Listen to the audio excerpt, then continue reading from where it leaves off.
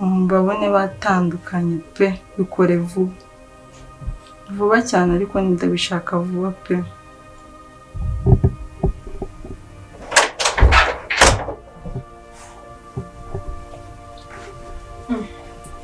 Shuri utese ni boshiri. Umeze neza? Umeze bogweza. Shamva. Navuye mu kazi, mutajya kureba shira wanjye nyine natwe turi kumwe. Ahubwo se mbwira, sigaye umpisha. Sasa uri kuri telefone. Abanye umusheri mushyashya se? Nta by'abasheri n'ibiraho nyine. Kandi neje mbona. Aha, ndabyumva. Wirute sawa. Niriwe bonye nako Bosco nayo nukavuye ngo ndagurisha kamubwire. Nyine hari agatipe muri iyi minsi kari kumvugisha. Katari wa wundi wambwiye se? Wa wundi wapi? Akandi kari kumvugisha ndi kwirira udufaranga nyine bya Kigali wowe yibona ute? Mpfa kuzaguhira. Jambo hatari nyine. Ahubwo se mbwira biti uvuye. Sha nyine navuye ku kazi, mutajya kureba shira wanjye. Twe twasohokanye nyine ubu ngubu nibwo nyita. Gute gitandukana. Hari mwasohokeye heza. Ufite utubazo twinshi we. Isi sindi Bosco wawe mwe kumenya buri kimwe cyawe cyose. Twe twagiye mu mujyi. Gushopinga. Ese urabona hari ikintu ncyuye? Okay. Tugiye rero ubwo ni iby'abasheri nyine.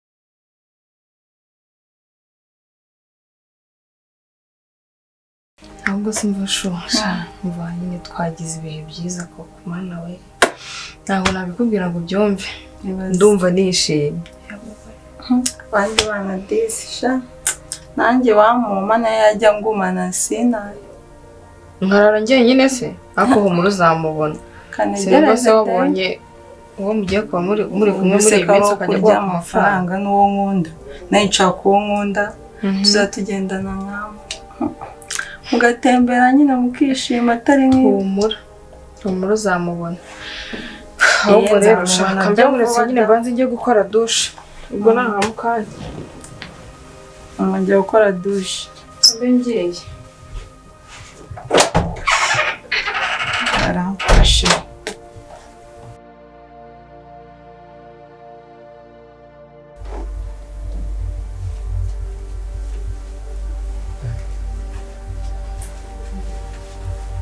Salam petit frère. Ajete mukuru wanjye. Sawa. Sikusigaye tinda gutamanya. Namba nanyuzeho gatobe. Nabyumvishije. Kureba yawe. Nari ndi kumwe na sheri. Bandi bana sha. Se mwabigenje gute mwana? Just twarakundanye. Kundana ni gute ni iki? What's the meaning of gukundana? Kandi teka ryose urumbaza ibintu. Se nta rukundo ugira santima muri wose. Mani mpamvu nkubaza ibyo bintu njye nuko byanze byaranze kabisa. Ntabyumvira ugira umuntu wumva mutandukanye nawe. Mani ushize ubwo duheruka kuganira nakubwiye ko hari umuntu nakunze ariko aganyumvamo mani. Kandi nagoye kiraka yuko ugomba gukora uko ushaka byose ukamwumvisha we na madamu wawe. Madamu rero wanjye twe narabimuganirije ibyo yaramubwiye ahubwo dore intambwe ni yawe buratu. Man, njye mbebe ndamuhamagara phone yanjye naga yitabo rero ubwo sinzi icyo nakora tu. Rero sinzi ubwo Madame narabimubwiye ahubwo wowe uzategura umwanya umugire wose naguze gutereta ugira umwanya nyine nk'umugabo umusokane umubwira ijambo nyaryo. Rero nanyene kumwe na Madame y'umwana atashye bwije se ubaye masaha uracyari muri salo. Ntago narya mukuru wanjye atarataha. Sikare wenyine nsigaranye. Cyakoze amafite nk'icyana wenda akora nagishite twagiye. Urankunda birumvikana. So akanga umuvandimwe bakundana mani. Ese girlfriend? Nagurya se. Urumva ahantu ari nje ndi kumwe na sheri nari imeze neza. Bikeka nyine. Acyo nyine nakundi nyine ngiye kwisangiza. Ako nyine nibuze uzajya utarya ubyumvira. Batetse byinshi. Tetse byinshi kandi natetse bya bintu ukunda. Arihangana sheri nariye kwa sheri. Aho ubwo nari naniwe cyane bitewe kangende njye kuba nduhutseho gatoya buriya. Yenda biryamiranye n'ubu mwitaho nari kuri phone. Nanjye reka ngume muri salo nari.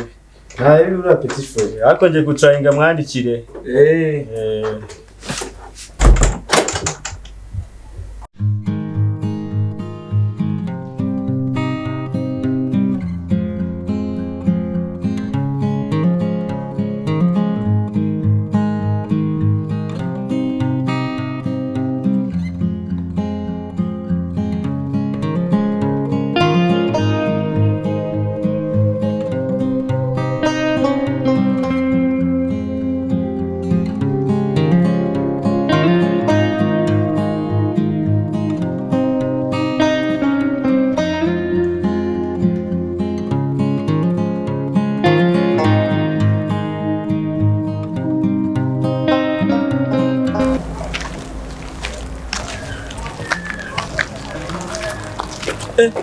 Peace bit. Bosco bit.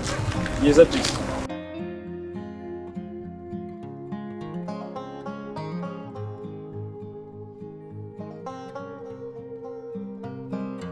Nese peace zikaritse nawe ujye uzigendamo. Gutya nyine hari ahantu nari njye hepfo niyo mpamvu. Nawe nari njye hano haruguru ariko hari akantu nibagiwe ngiye gusubira inyuma naribi twakomezanya naribi anaguherekeza demba mukumbuye. Kandi nari mbonye haruciye hano gutya. Kerika kandi nkubwiye ko nibagiwe akantu hano hepfo mu rugo. Okay, naribi twagenda.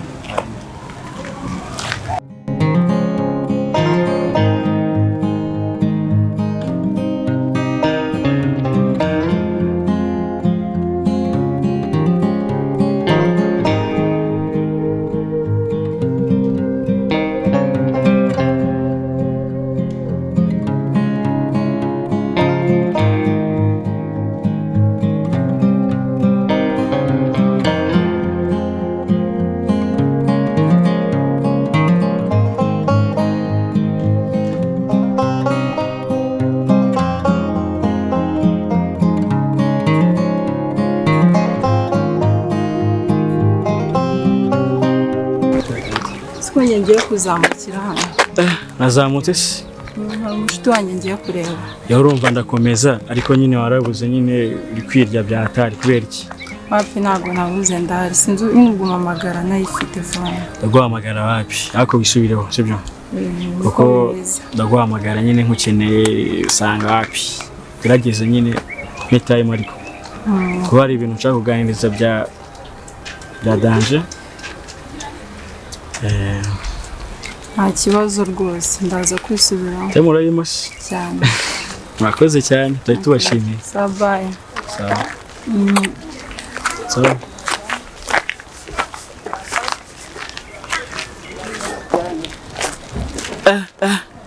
Cyane ko cyabaye sawara.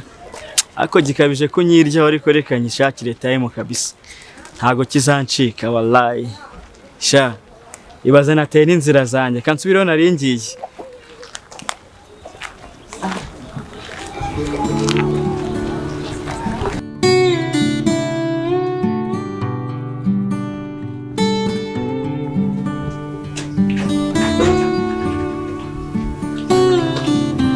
Se burya wicaye hano hanze twari twagiye. Shambana naje kwifatira akayaga. Koko nakubuze ndimo nivugisha ngira ngo uranyumva kumbe wicariye aha. Mvaga mu nzu hashyushye ubwo se ntabwo wagushyuhiye. Mva nanjye niyo mpamvu nsohotse. Reka mvaga hashyushye neza hanze. Mbona usa neza se. Byaheze. Ni bya mu rugo. Agira ngo hari umuntu muri iyi minsi uri kukwitaho. Ahubwo best yanyibukije.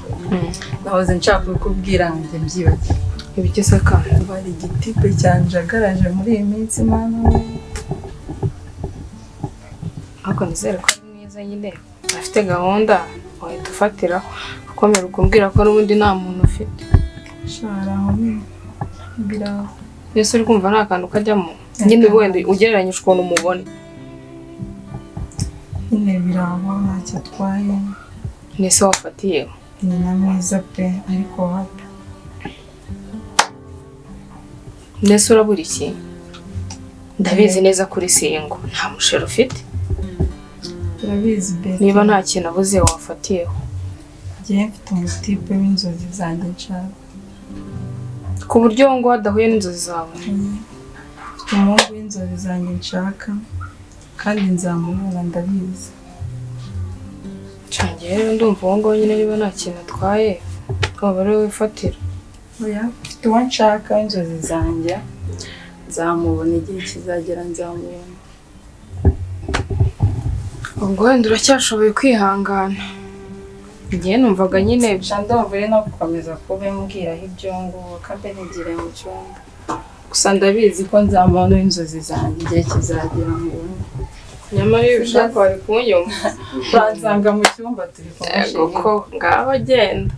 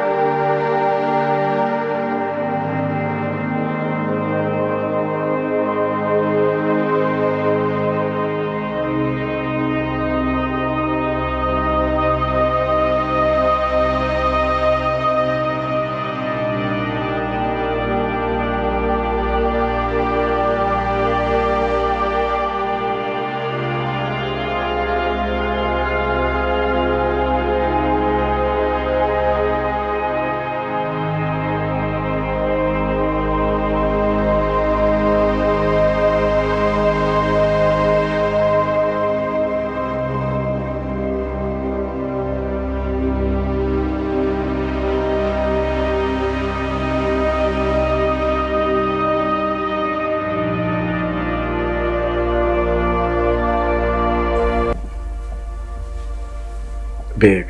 Karam. It's been a long time, kabisa. Long time too. Wari umeze uteze?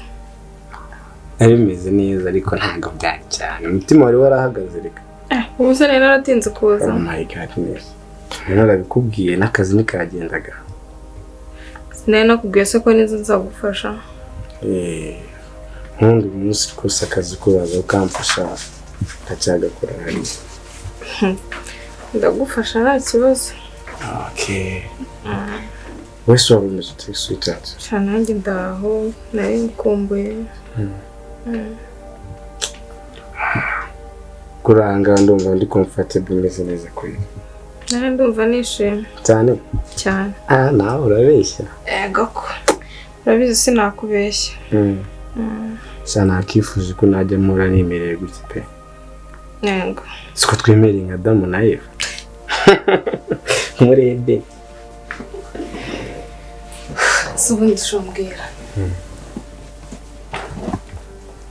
Gahunda yacu igeze. Baby. Biracyari muri process ariko ni vuba.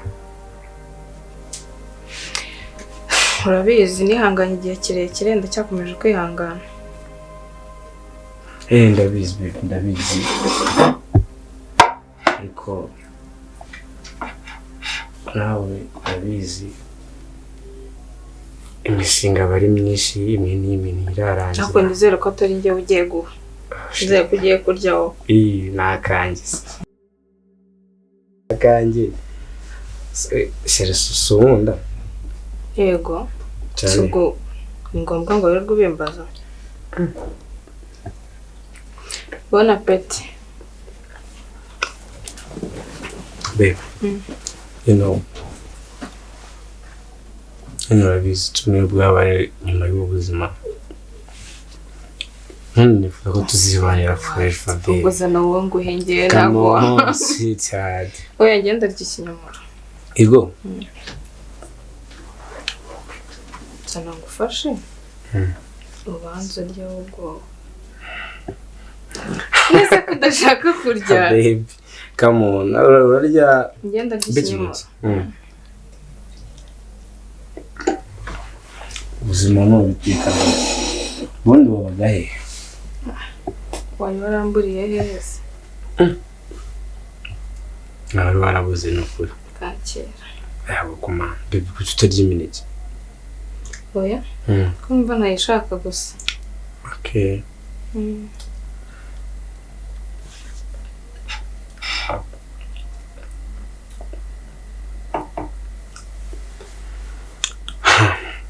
Yes baby.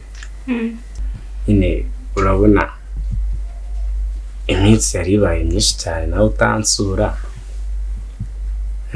Reka nanjye mba nkukumbuye nuko nyine uba uri biza mu kazi kugufatisha biba bigoye.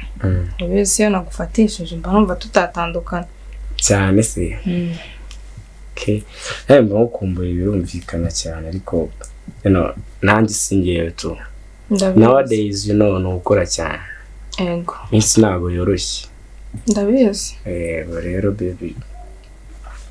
Wagwase tugasangira. Tugasangira? Baby. Akira mbanze ngo yo dusangire.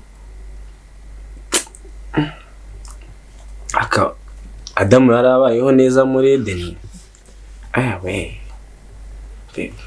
Nyine nkubwira akantu. Hari akantu nshaka kukubwira.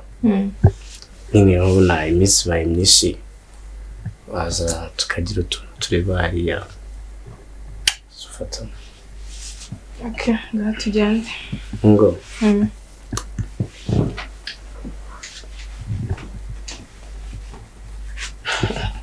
Baby wanjye.